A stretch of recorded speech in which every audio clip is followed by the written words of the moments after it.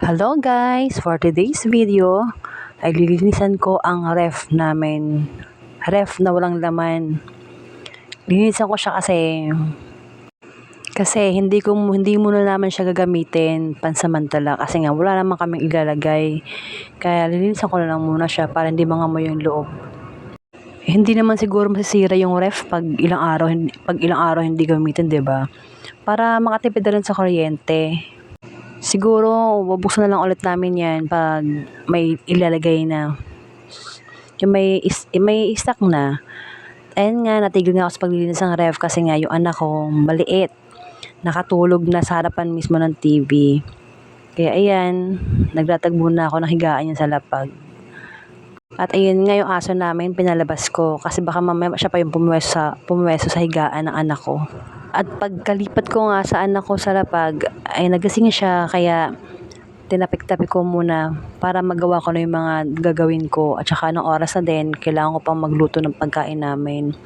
At ayan nga, habang tinatapik ko yung maliit ko, lumapit sa akin yung anak kong babae kasi nga, feeling niya, mainit daw siya.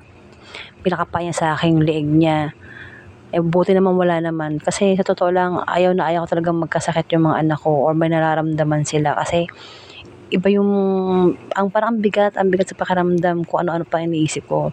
Lalo na gaya ko, may anxiety ako. Ang hirap ng gano'n kasi parang feeling mo kung ano-ano na yung mga pumapasok sa isip mo.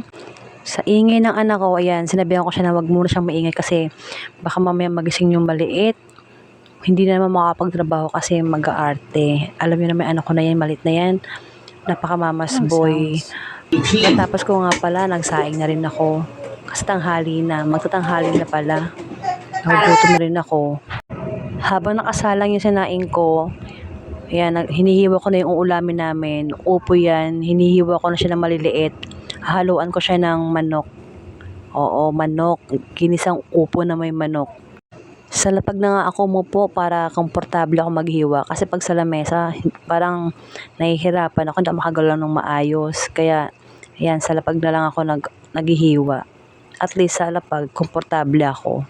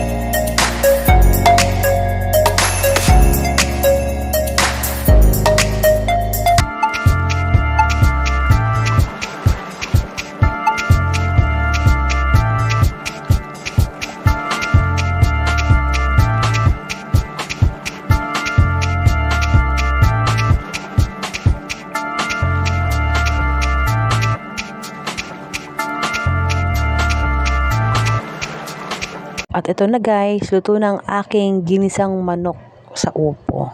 Salamat sa panonood. God bless!